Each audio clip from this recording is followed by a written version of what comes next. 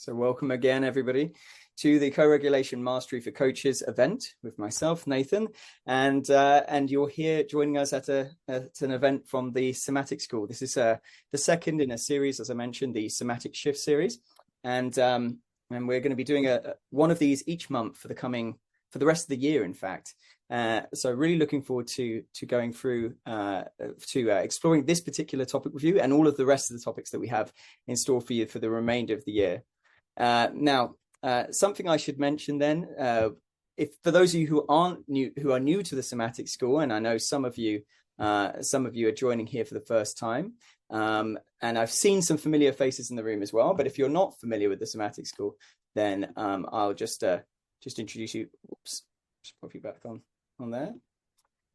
For those of you who are not familiar with the Somatic School, I'll just kind of give you an idea of who we are, and then I can share a little bit about myself as well. So we, the Somatic School, train coaches to develop the skills to work with the body's intelligence, or the wisdom of the body, both online and if for those of you who want to work in person, of course, you can apply these skills in that domain too. But we were the first somatic coach training provider to in the first ICF accredited somatic coach training provider in the UK, and we were actually the first somatic coach training provider to be awarded the level 2 accreditation, the new level 2 accreditation with the International Coaching Federation a couple of years ago. We also just received an honorable mention for distinguished coaching educator in the International Coach Federation, or the ICF Impact Awards, last year as well. And this year, we'd like to kind of begin to get some of these events available to you so that we can begin to share some of the skill set more widely. And that's what this event intends to do. So for those of you who are already Somanauts at the event, and I know some of you are, and in fact, Melanie, we've heard from already. Lovely to have you here. Some of this may be familiar to some of you, but always good to practice and come back to these skills again. And for those of you who are new to this, then hopefully you walk away from this today with something of value. And that's our hope. We'll also engage the full body mind today. So we will be inviting lots of engagement, though we'll be exploring lots of the science. We'll also be inviting engagement through direct experience. So we've got some practice later on for us to do, and lots to look forward to. Once again, if I can ask everyone just to pop yourselves on mute for the remainder of the event unless you are indeed sharing with the group, that would be great. Thank you so much. Okay, so we're going to be exploring today then, what is co-regulation? What is this topic of co-regulation, and what's it all about? The science of co-regulation. So a little bit about, getting a bit more of an idea. Co-regulation is a relatively new idea in the main, although it's been understood for a long time now, but it's becoming more of a popular topic. So let's explore, what is that all about? Why does co-regulation matter in coaching? So what's its relevance to the coaching setting?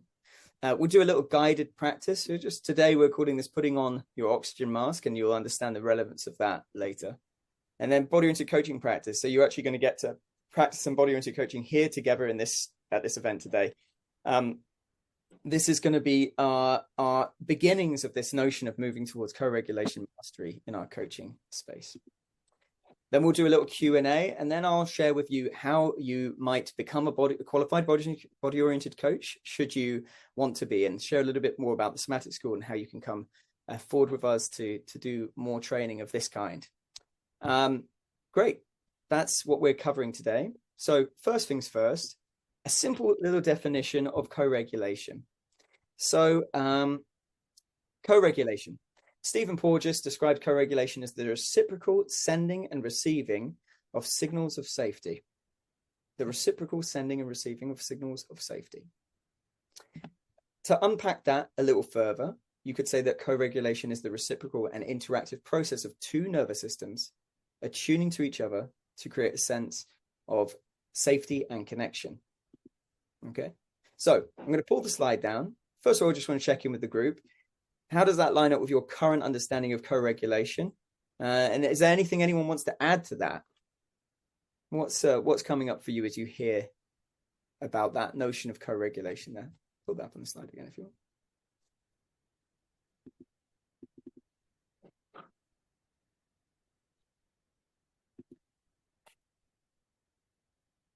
Anyone got anyone understanding of co-regulation that this lines up with, or they're in their coach? Go for it. Yeah, for me, I think it just highlights and underpins the element of the work that we do that is about relational practice. There is no good coaching without that relational practice and making sure that I am with you and you are with me before the work starts. And that's what it highlights for me. Yeah, lovely. So beautiful. Like the importance of the relationship, and there's plenty of research that's been done to show just how fundamental the relationship is in the helping professions for our client work. Yeah, beautiful. And Lena, I see your hands up. Hi, you may be getting into this, but is this a different way of describing the mirror neuron effect, or is that just like how what this slide says works? Yeah, absolutely. Yeah, you could say that the mirror neurons mirror neurons amongst other systems and networks of activity within the body, wider distributed body mind, is how co-regulation happens. You could say that's sort of part of it. But absolutely, mirror neurons is in there. Yeah, we'll be talking more about that later. Yeah, cool. Thanks. Lovely. Okay, so question for you all then. How do you imagine understanding of this initial understanding of co-regulation being about the way that nervous systems interact, that our nervous systems are interconnected, intricately, demonstrably interconnected. We cannot separate them out from in other words, that notion, no man is an island. Well, we've got this idea that when we're interacting with one another, our nervous systems are speaking with one another all the time. And so co-regulation is the idea that in doing so, through resonance, through attunement, through simply the relationship between two people, nervous systems can bring each other into regulated states. So how does this then apply, do you imagine, to the coaching space? What sorts of benefits do you imagine might be available for coaches and their clients when bringing more conscious awareness to this topic of co-regulation?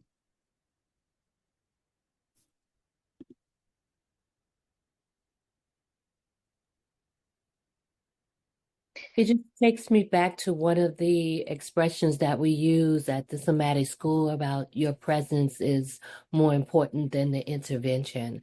And just reminding of the power of being fully present and aware and attuned to what's happening within you and how it also can transfer or is translated or communicating, if you will, with the other person in front of us, and that there's so much power in that. Yeah, beautiful.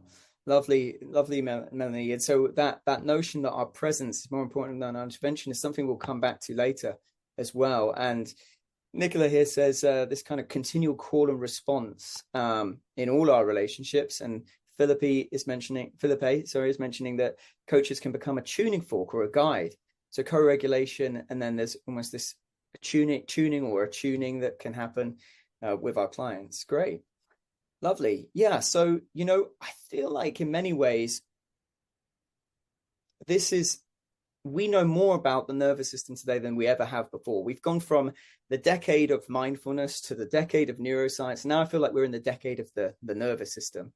And beginning to work in nervous system conscious ways as a coach really gives us the ability to access much more that is available right here, right now, that was always here all along, but that we may have been missing, simply just not because we weren't bringing conscious awareness to it. So we're going to start to explore today some of the ways in which co-regulation, bringing conscious awareness to nervous systems and co-regulation within our coaching can really be of benefit to us as coaches and our clients. And so this has to do with the idea that the nervous system is a social organ. We are social animals. We're mammals. Somebody else in the chat earlier mentioned that this isn't just human nervous systems. You're absolutely right. But we especially find that we can co-regulate with other mammals.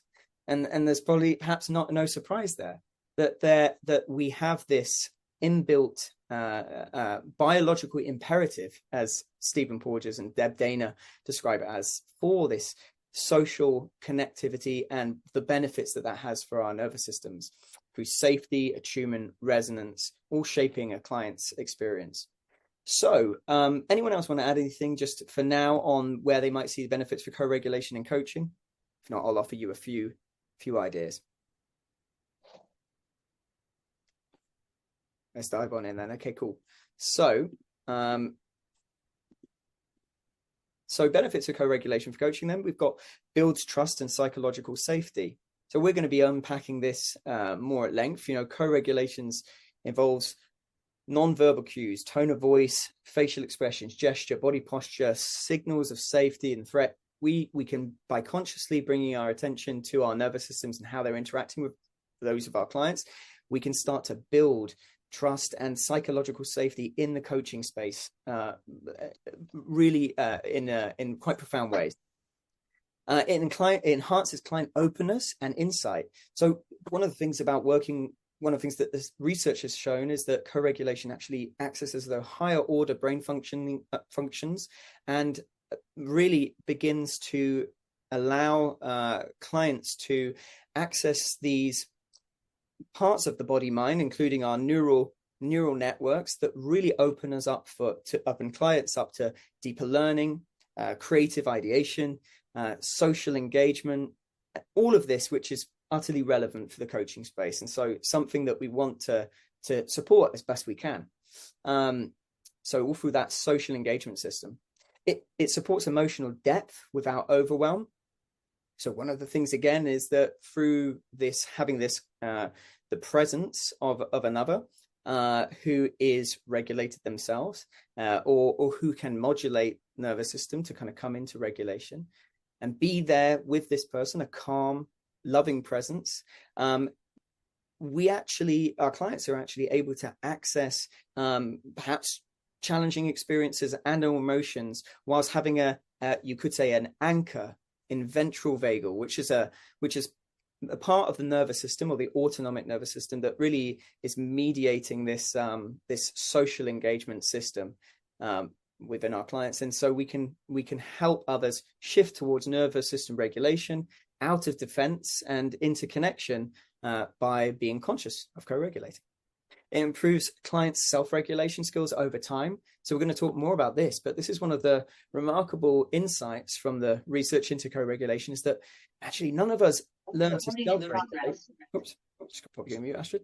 None of us learn to self-regulate alone, really, fully in isolation. We need each other. Again, we are social animals, and actually our ability to co-regulate is the result of our repeat experience of our ability to self-regulate is the result of repeat experiences of effective co-regulation throughout our lifetimes.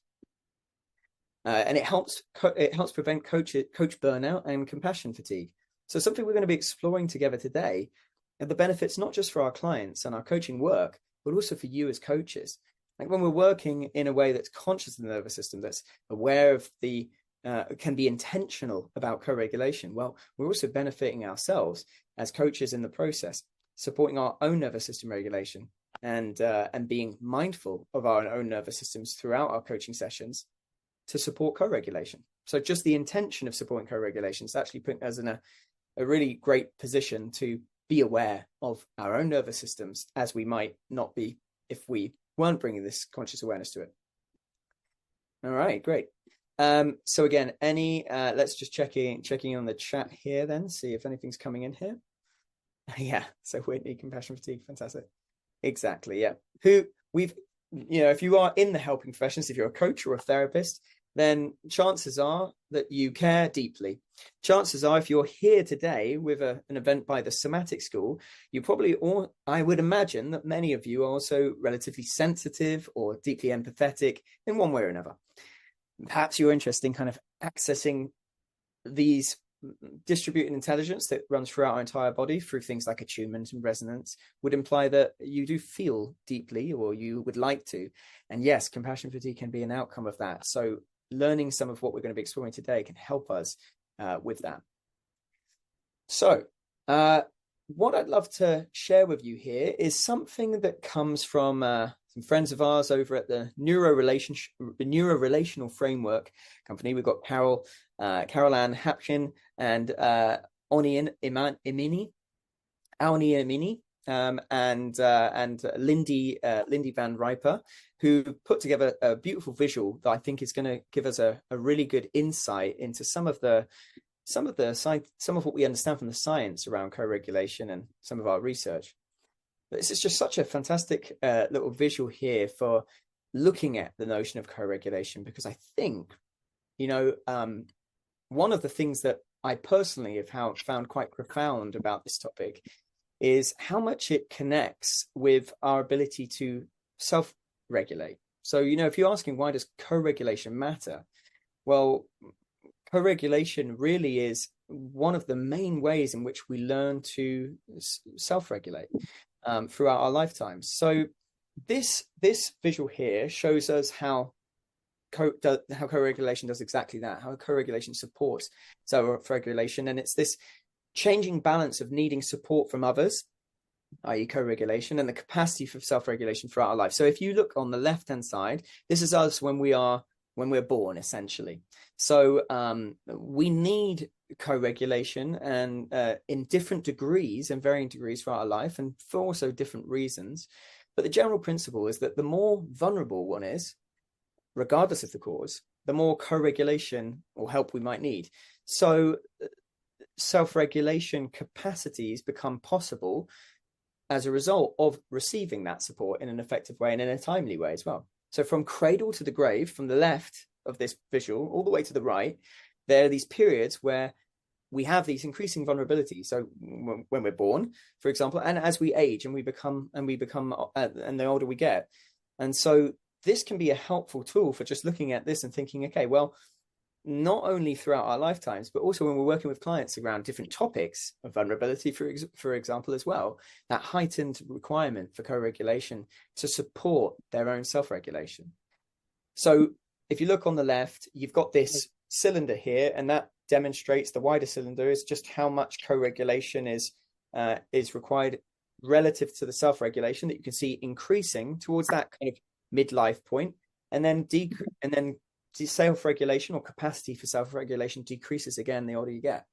And that ring in the middle, well, that's an interesting part there. That kind of cylinder right in the middle there, that indicates to us that even as adults and fully autonomous adults in our lives, we still need co-regulation from others to support self-regulation. For example, after a challenging day at work, it's helpful to have someone who can be close to us, provide comfort and help us to get back into that, as is known in polyvagal theory, that ventral vagal space, that social engagement system where we have the nervous system signals to the rest of our body mind that all is well, all is okay. So even when we're functioning at our peak in our lives, we still require that co-regulation input, even though we still have capacity to self-regulate. And of course, there's also other contexts like different challenges and developmental issues as well that may require co-regulation to different degrees throughout one's life. Different kind of neurodiversity, for example, may mean that more co-regulation is required throughout an entire lifespan, So there's just a little bit of a visual there. I saw somebody's hand raised. Yeah, Tivo, jump on it.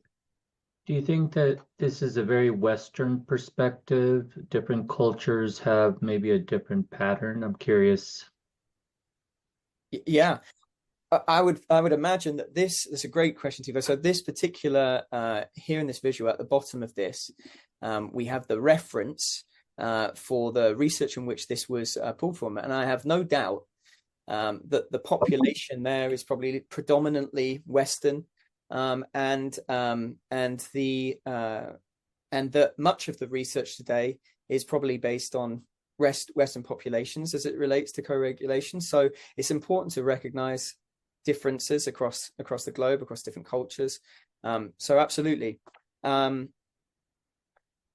think that something that's made polyvagal theory quite popular, I think, is that it's relatively intuitive. Like we can line it up with our lived experience quite well. And so what I would offer to you and anyone else is that when you hear the ideas shared today, see how it fits with your own personal experience of, when do you benefit from having input from others? When do you find that you're able to self-regulate? You have your own skills and tools to self-regulate on your own, or how has your capacity for self-regulation built over time, and how much input have you had from others to have that be so? So the most important thing here is to line it up with your own experience. And at the Somatic School and in practice we're about to do, that's going to give us an opportunity to do exactly that, to see, okay, here's what the theory is, here's what the science says, but how does it actually feel for you? And I think that's really important here. Yeah. Awesome. Yeah, Giorgio, is that something you jumping in there? Okie dokes. Okay, cool. So with that in mind, then there's a little bit around the science of this. Let's start to move into this practical element of the co-regulation topic of co-regulation. So Melanie mentioned this idea that this is an expression that we say regularly here at the Somatic School. We say your presence is more important than your intervention, and hopefully some of what we've just shared with you begins to kind of point to this. Just the importance, how important it is that we are mindful of how we're showing up. That really we're moving from this idea. It's really not only what we say. You know, that's that classic thing. It's not what you said, it was how you said it. You know, you get into an argument with your partner, they say, hey, listen, it's not what you said, it was how you said it. It's the way you said it. Well, we're going to expand that idea really wide open here, because when it comes to body-oriented or somatic coaching, we're really beginning to bring awareness to not just what's said and not just what's thought in our thinking minds, but how we're showing up. It's co-regulation is not simply a doing thing, it's a being thing. It requires us to understand what we're bringing to our coaching session as ourselves, and how the state of our own nervous systems as we come into contact with other nervous systems as we're interacting. So much of the research today is actually pointing at just how significant co-regulation is for successful client outcomes, whether that's be in the therapy space or in the coaching space. Unfortunately, there's far less research generally being done in coaching than in psychotherapy. But if you're curious, there is endless research around, and I may actually share a list of possible references that you can go and check out after the event in the email that follows, for you to check out some of the various research that's out here that's really pointing to the idea that having this being such a significant contributing factor to successful client outcomes, we could really say that before we've said a word, before we've uttered a word, or before we've done our first technique or skill or tool or intervention, so much is happening that's either helping or hindering the progress of our clients within our coaching sessions. So what we want to do today then is take a step back from the first skill or tool or technique that we might bring into our coaching space and think about, how are we showing up, and how can we show up in a way that supports co-regulation, moving us towards co-regulation mastery. So one of the many skills of which there are over 20 different approaches or techniques and ideas that are shared within our training here at the Somatic School. One of them is we call it sourcing and beaming. It's a body-oriented coaching skill that's informed by the body-centered therapy modality called Hakomi that was developed by Ron Kurtz. Now, sourcing and beaming is our name for what in Hakomi is referred to as loving presence. Loving presence. And sourcing and beaming is a very simple skill. It has some relatively profound impact in our sessions. Before we share more on how to do this skill, we're gonna start with something else. I forgot. We actually want to begin with something else. So when it comes to co-regulating, and it comes to, say, for example, working with this skill like sourcing and beaming, the state of our nervous system is almost like a prerequisite to that. Deb Dana, who's one of the leading, I think is in the world of polyvagal theory, says that there needs to be at least one regulated nervous system in the room, and hopefully it's yours, you know? So it can be the case that you come into a session and you're a little rattled or dysregulated, and your client is actually feeling very well, and actually being in contact and interacting with them helps to regulate your nervous system and brings you into social engagement. That can happen. And you know what? If it does, great. Give yourself a break. You know, everyone, you're all human. And if you come into a coaching session, you're having a rough day, then hopefully the coaching actually is going to help if you can kind of bring some awareness to the relationship together. Having said that, there are a few things that we can do to support us when we begin to, what we're going to say in this event is put our oxygen mask on first. So before we can support other with our, you know, but be able to show up for them as a coach, support their nervous systems, we need to put our oxygen mask on first. So let's explore this together now as a little group experiment. You know, as they say at airlines, when we're in the plane, and they say the oxygen mask will drop from above, and this is how you can attach it. Here's how you can put it on your child. But they always say, put yours on first, because unless you have oxygen and you can breathe, you're not able to help others. So let's imagine metaphorically, oxygen here is about the state of your autonomic state, basically your autonomic state. How do we support your autonomic state? And so that you can support others to find their way to calm, openness and openness to learning and that sort of thing. So first things first, I'd like to invite you into a little practice called an orientation. Who here, by show of hands, has heard of orientation? The notion of orientation. Cool. Lots of you. Great. So let's give this a little go together. Orientation, for those of you who'd like to follow along, remember everything is merely an invitation. So follow along if you'd like to, and if not, do whatever feels good for you right now. But orientation is simply connecting to the environment through the senses. That could be one description of it.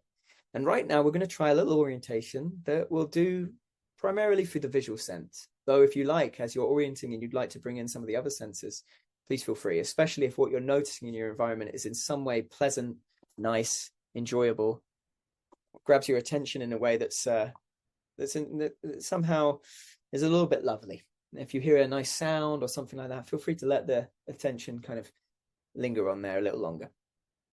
But if you'd like to be guided through this orientation practice, we'll begin here just by simply letting the eye, see what it might be like to let the eyes go wherever they want to go right now. And I'll join you in this orientation practice. That might sound unusual to some of you, letting the eyes go where they want to go. What that means really is, instead of searching or looking for something in your environment, see what it's like simply to let the eyes just wander through the space freely. Just simply see what you see. What's reaching you from the world around you right now? How is the world contacting you in this moment through your visual sense? What's reaching you from your environment in this moment? Connecting with you. Letting you know you're here. In this time, in this place.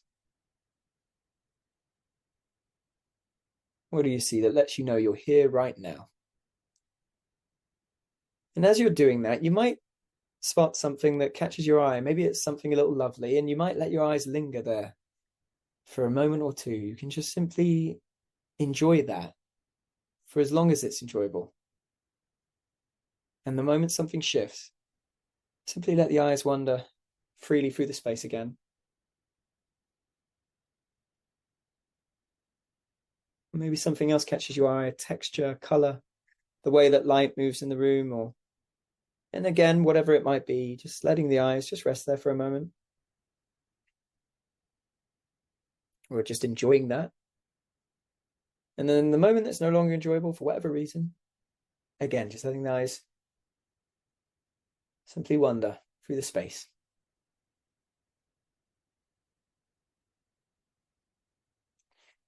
And if you're enjoying that little orientation practice, by all means, continue orienting for as long as you like.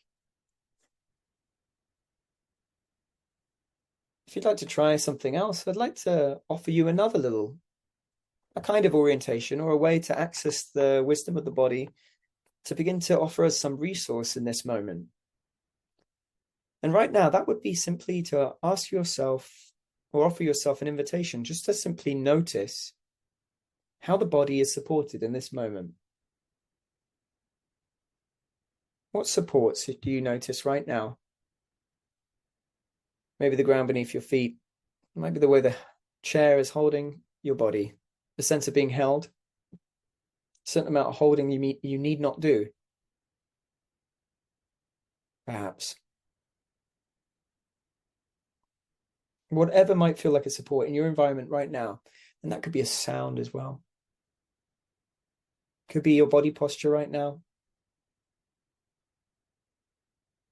The warmth of one hand resting on top of another. Whatever you notice that feels like a support in this moment.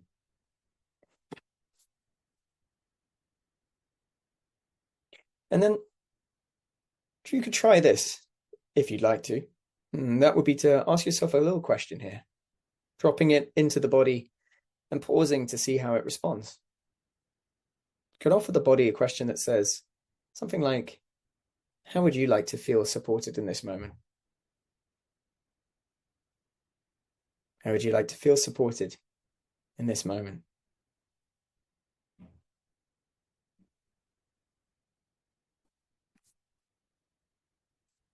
Let's see what happens. What comes back?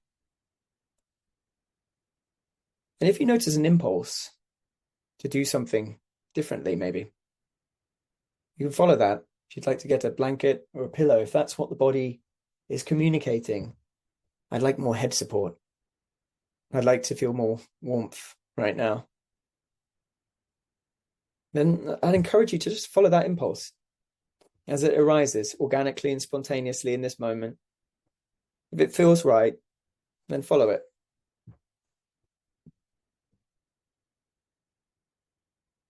Just seeing what answer to that question emerges. You can even ask the body again, how might you feel even more supported now? And see what comes there. And again, following whatever comes, if that feels available to you.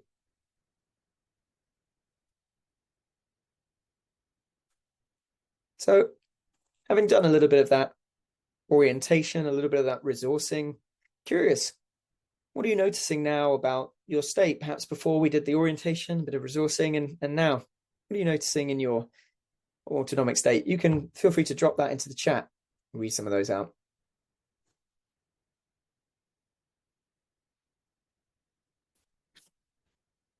Just seeing some of your chats from earlier as well. Lovely to see so many people here today and from all over the world, different backgrounds too. Yeah, so Nicola, very calm. Astrid, belly gurgling. Jan, connection. Barney, feeling more relaxed. Jackie, more present, more aware of the body. Clementine, yawning, relaxed. Danielle, warmth, happiness, calm. Lovely. Great. Yeah, feel free to keep them coming. No doubt there'll be an element of co-regulation coming through, just even from reading the evocative language of people describing warmth and cozy, for example, and that shared experience of being in a resource states together as a group. A dog came and gave me a cuddle. Lovely, Sarah. Bam. So now we've done that, we can say that that's an example of what it might be like to put our own oxygen mask on first. A little bit of orientation, a little bit of resourcing there. Those are things that you can do at any time. What we've just explored together is something that you can come back to. They're misleadingly simple as well. The fact that each of those things took us only a couple of minutes and that they felt so simple is misleading, I would say, in that the impact that they can have. So I'd recommend or encourage you to give that a go. Try that intermittently throughout your day or whilst you're coaching or before coaching sessions to see what that does for you. So we're going to return now to the skill of sourcing and beaming. Now that we're with our own oxygen mask on, now that we're feeling a resource ourselves, and whatever your state is right now, absolutely fine for doing this practice. And of course, the practice is optional as well.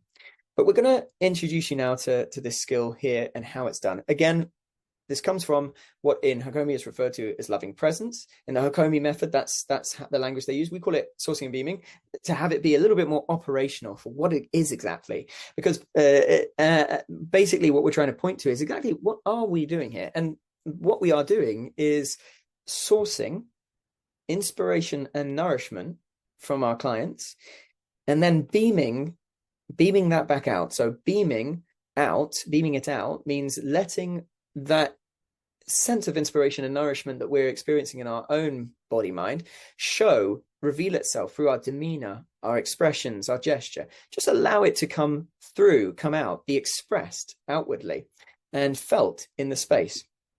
So it looks a little like this. And we'll make the connection after to how this relates to co-regulation. You may guess as we go along, but here's coach and here's client. And so the coach is going to be sourcing what is nourishing and inspiring for you, coach. For you, you're going to be thinking, okay, as I take in my client, the whole of my client, not simply what they say, but also their whole way of being, their facial expressions, their tone of voice, their body language, their posture, something about the way they're being, anything about the way they're being that you can find nourishment or inspiration from. Now, nourishment or inspiration may come to you without even looking. It's just, wow, that's inspiring. Wow, that's nourishing for me, coach. And that might just come freely. And sometimes we have to go looking for it. And sometimes we want to look for it as well in places where we might not expect to find it as obviously. What that means, for example, is that we want to encourage you here you're going to be going out to breakout rooms soon and practicing this, but when we say tracking or observing or looking for what nourishes and inspires you in your client's experience, I want to say that this is really much more than merely what is being said, and especially if what is being said is not necessarily conventionally positive, quote unquote. So whatever you might be experiencing from the client, regardless of what they're talking about, we want to see if we can find inspiration and nourishment. For example, a client says something like they're telling you a story about something as it relates to something that's happening in their life. And they say, I used to be a bit of a bully at school, for example. I used to be a bit of a bully at school. Now, there's two ways that we can take in that new information. One might be to think, oh, a bully, I didn't expect that from them, or oh, that's not very nice, or something like that. And another way might be to say, I'm inspired that my client feels enough trust and safety in this space that they could share that with me openly and honestly right now. Yeah. Again, a client might be, maybe there are some tears at some point in a client's share, some emotional releases occurring, and we can allow ourselves to perhaps even be nourished by this free expression of human emotion. That there's something nourishing about that kind of free flowing emotion in this moment, or inspired by their vulnerability, or inspired by their bravery and courage in the space as well. Things like that. Equally, a client might be talking about something that is more conventionally like, they've just published a book. Wow, amazing, that's inspiring. Or maybe they are, they are talking in a way about their vision for they're an aspiring coach, for example, and they've got this vision for their coaching practice and they're talking about it, and you're thinking, wow, it's so nourishing to see the joy on their face and their gestures animated and the tone of their voice. And then what we're going to do next is we're going to beam that back out. So we're sourcing inspiration and nourishment, and then we allow that to express itself. So in other words, we almost make ourselves transparent in a certain kind of way by sourcing inspiration and nourishment, and then allowing that to shape us from within, So we might bring a smile to our face. It may put a glint in our eyes. It may have us lean in a little bit more. You might hear it in the tone of our voice. So all of that is what we're encouraging you to really allow it to express authentically in the moment. So in other words, allow you to be shaped by your experience, and then just express that authentically as it feels right to do so in that moment. In other words, like in a way that feels appropriate for you, in a way that feels natural and authentic for you, just allowing that to express itself, facial expression, tone of voice, body language, that sort of thing. So this is what we're going to do, and then I'll take any questions about what you're doing in the breakout. So in essence, we are going to have a coach and a coachee in your breakouts. I'm going to take only 10 minutes on this, so it'll be a short breakout. But for the first 5 minutes, one of you will be coach and one of you will be coachee, and then you'll switch roles for the second 5 minutes. In that 5 minutes time, the coach is going to listen to the client coachee sharing without asking any questions. you're simply going to be sourcing and beaming. Coachee, whoever decides to be the coachee first, you're going to be talking uninterrupted about a person or a moment that had a fundamental impact in your life. A person or a moment that had a fundamental impact in your life. And you'll talk uninterrupted for 5 minutes on that topic.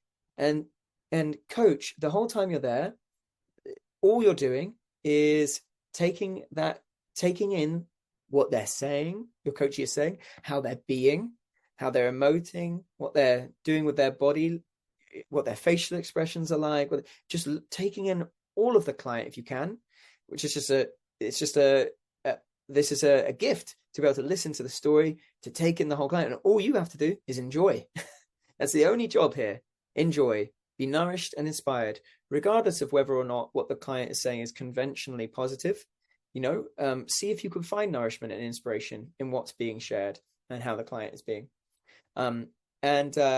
And then you'll switch roles. It'll take a couple of minutes, maybe towards the end of your 5 minutes, a minute if you like to. You can take it.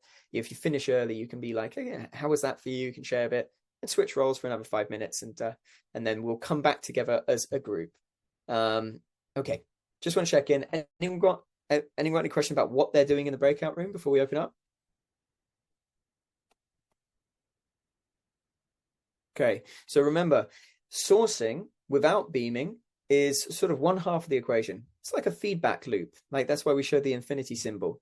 So whilst we're sourcing inspiration and nourishment, really do remember to allow yourself to become transparent in a certain kind of way that lets that express itself. Okay, cool.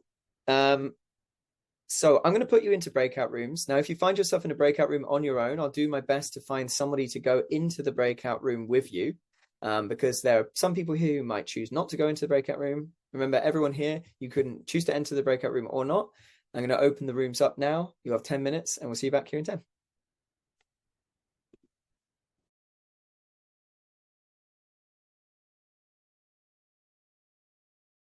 Going to get used to that new year with the warning, Nathan, which I appreciate. I'm never going to get used to suddenly being Yeah, absolutely. Here we are. Here we all are back, teleported back to the main group again. And it was a short breakout, naturally. So I'm curious. And also, there was a lot of moving around, trying to get people into their breakout, so you weren't alone in there. But I'm curious, did anyone get an opportunity to practice a bit of sourcing and beaming with your partner? Oh. Yeah. Kate, did you want to share? Does anyone? Sorry, I should ask. Anyone want to share on that, on their experience there? Yeah. Okay, cool. Lena and then Astrid. Yeah. Well, my partner made it very easy she told a very inspiring story that it was clear she loved who she was talking about. It made it very easy for me actually to fall into visualizing positive rays coming into my body. I'm a visual person in that way, and then visualizing them going out. And it became an exercise for me on making sure I didn't focus too much on the visualization to drown her voice out. Because there's a little bit of a cognitive tax to, I'm sourcing and beaming, but oh wait, she is actually talking. So it became a little bit of an exercise in that way. Yeah, great. Yeah, a lovely reminder about, well, first of all, amazing to hear that you had all that lovely stuff to source with, and then a reminder as well of remaining present to the client as well. It sounds like you were fully aware of that. You had that consciousness, and that what happened? Did you bring yourself back to yeah? I told myself I would allow 50% of the visualization and then 50% of just going back to the story that had become her adding more detail about how much she appreciated this woman. Nice. Lovely, Lena. Lovely. Great. Cool. Yeah, so it's dual awareness. What's happening in me? Yeah. Sense of enjoyment, inspiration, nourishment. What's happening over there outside there with my coachee? Lovely. Yeah, cool. Daniela? Yeah, I noticed how, well, today I'm just feeling really mellow, and I felt resistant to going into the breakout room because I felt that I didn't have energy to give. And the way I usually frame listening in my mind is a giving, is like an offering. This was really nice to flip that on its head, that actually, no, I'm receiving and letting that like almost just emanate from me. So it wasn't an active giving that feels taxing. It was actually really easy to be listening to the story, which was about a horse, and the surprise of that, and the beauty of that was really energizing. And so that was really nice to kind of reframe giving and receiving, and that it can really nourish to simply give and receive at the same time. Yeah, lovely. Yeah, at the same time. I feel like that's almost, I want to underline that. It's like, you know, they say in giving we receive, and well, there's something here that if we that actually in receiving, in sourcing, we give. If we express, if we let it out. So in giving we receive, in receiving we give, and we can receive nourishment and inspiration and simultaneously be giving out as we just let that express itself. Now I'm mindful of the time, everyone. Thank you, Daniela. Thank you for sharing. So just going to drop this in here, just in case anybody here has come to this event because you're curious about training as a body into coach with us here at the Somatic School. So just a little link there that you can book a call with one of our course consultants should you want to, and you need to drop off now. But I'm actually quite happy to stay on a little bit later because I'm mindful that this event, we have a little bit more to share perhaps on what is happening when we're sourcing and beaming and how does that relate to co-regulation. Just by a show of thumbs, let's see who can stay on for another, let's say 5 to 10 minutes, just to see if anyone's available to do that. Yeah, quite. I want to see if it's the vast majority. Okay, good. Then I'm happy to do the same. So in that case, let's do that. For those of you who need to drop now, thank you so much for coming along. And for those of you who are staying on, we're gonna do a little bit more of a deep dive now into what's going on then when we're sourcing and beaming that has anything to do with co-regulation, and then a little bit more on the science on that. Okie dokes. So let's dive on in. So first of all, we need to introduce you to yet another concept. Again, Stephen Porges, who actually coined the term co-regulation, who is the kind of pioneer of the notion of the whole this very influential theory called polyvagal theory that is now widely being embraced throughout helping professions across the board and also in a whole load of other domains.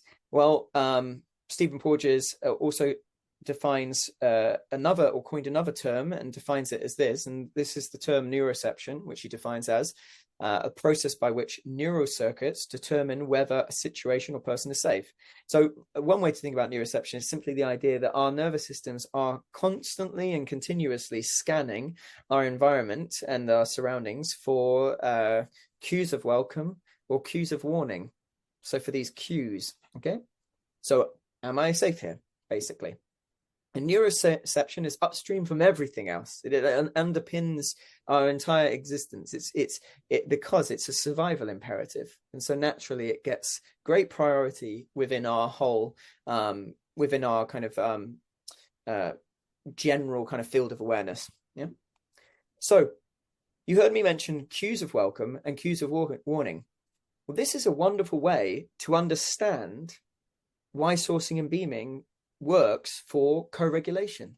So you can source inspiration and nourishment from your clients at any time, or in fact, all the time. So whilst you're coaching, if you are sourcing and beaming, allowing it to express itself in your affect, in your tone, in your demeanor, in your, you know, in your gestures, if you allow that to express authentically and you're really feeling it inside, then what likely happens is that you're going to be bringing in online these cues of welcome very sincerely and authentically, which is important because we can't fool the nervous system. We can't feign these different cues of welcome and hope that somebody's nervous system will be kind of like, oh, look, that they're a safe person to be around, or this is a safe space. So let's look at some of these. You've got a warm and prosodic voice. So the prosody in your voice is this melodic rhythm and tone to your voice rather than monotone or harsh. We've got that warm prosody in our voice, the lilt, the movement, the melody of the voice. You got this soft facial expressions, especially around the eyes. They call these soft eyes, or the Duchenne smile, which is that when we smile and we get these little creases around our eye in the corners of our eyes. Yeah, again, that signals cues of welcome to the nervous system. Friendly gestures and open body language, again, and what our nervous system picks up as cues of welcome. Appropriate proximity, so respecting personal space, also being close enough to feel connected. A relaxed posture, consistent and attuned eye contact, not staring or avoiding eye contact, but this consistent attuned eye contact, of course, not available to everyone, depending on, you know, on the autistic spectrum, for example, etc. But these are what the majority of nervous systems picking up as cues of welcome, and regulated breathing and calm demeanor. These are our cues of welcome. So what are our cues of warning? Harsh, flat, or monotone voice.